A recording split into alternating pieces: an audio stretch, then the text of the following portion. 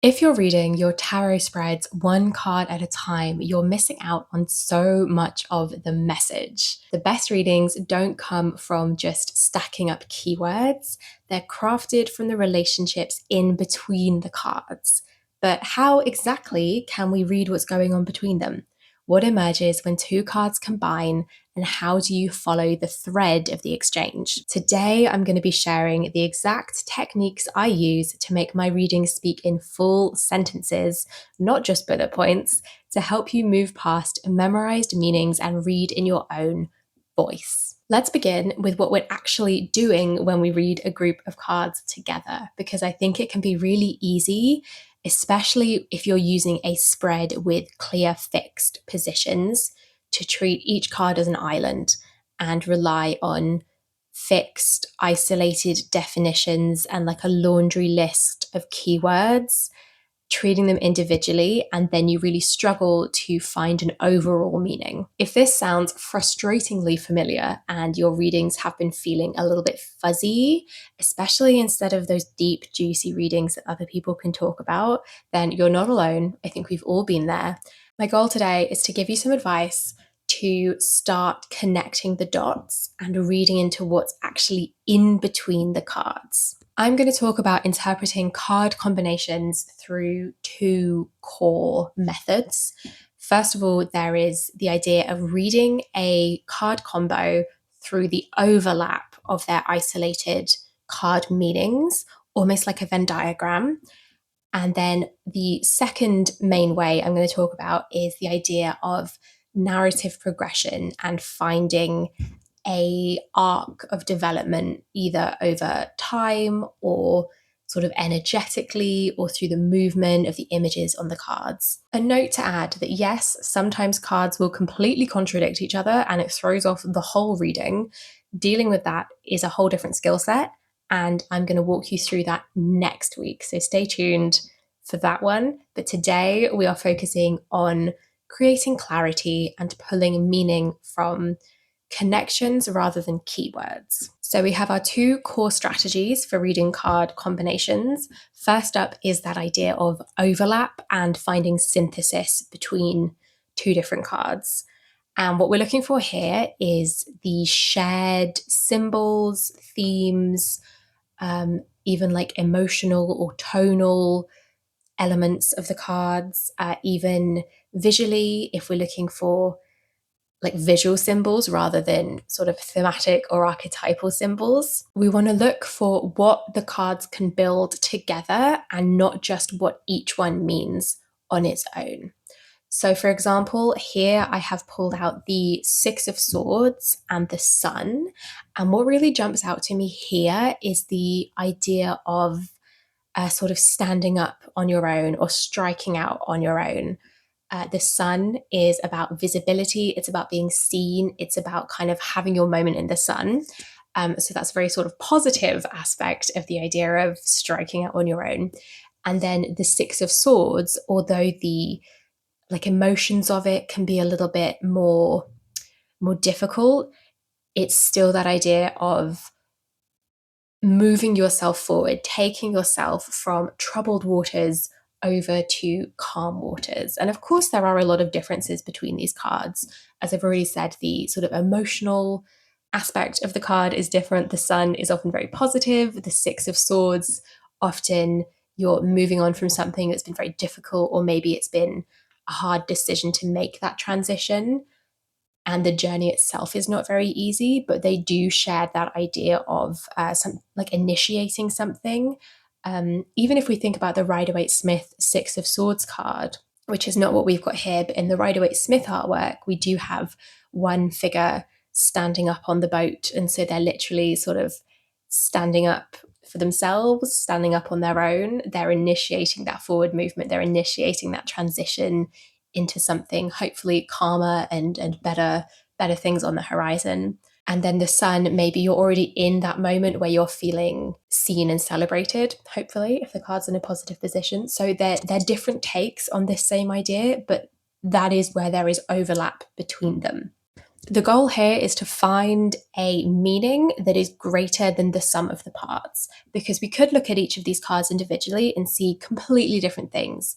The Swords is an air card, the Sun is, I want to say, a fire card, so elementally they're different. The general feeling of the Six of Swords is a bit more, maybe not negative, but difficult than the Sun card, which is kind of very good vibes only a lot of the time.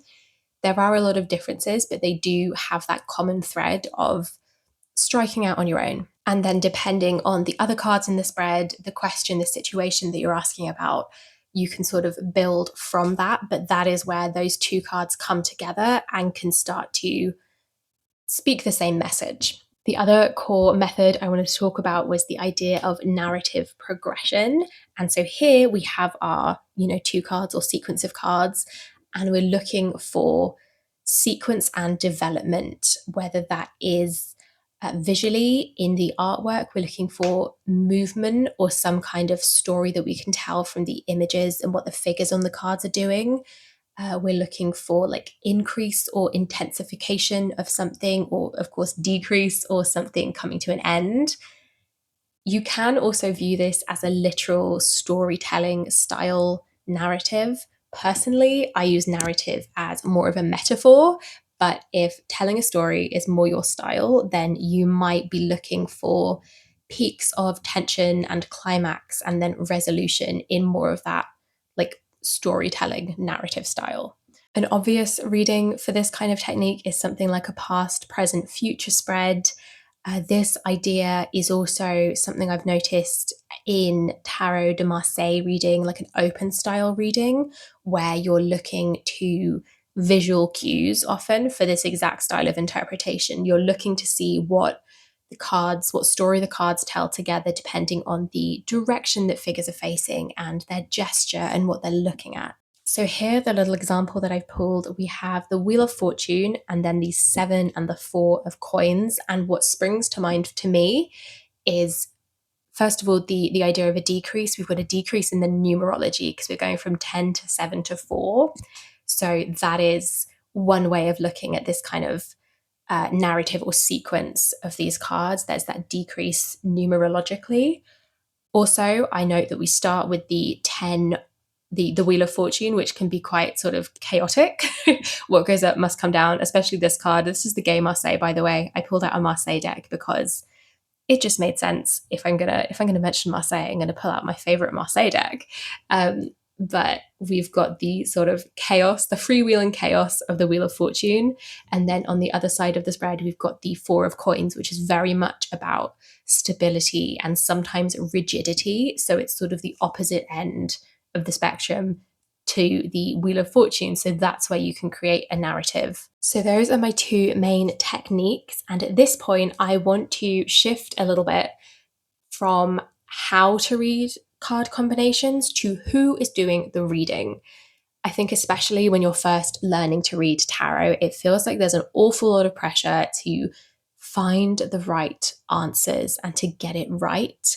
But I'm hoping that I have been able to reframe that somewhat and suggest that you're not looking to find some correct solution that's already there. You're not looking to sort of decode it and unlock the right answer. You're constructing the meaning that makes sense for the moment that you're in with the question and situation that you're in.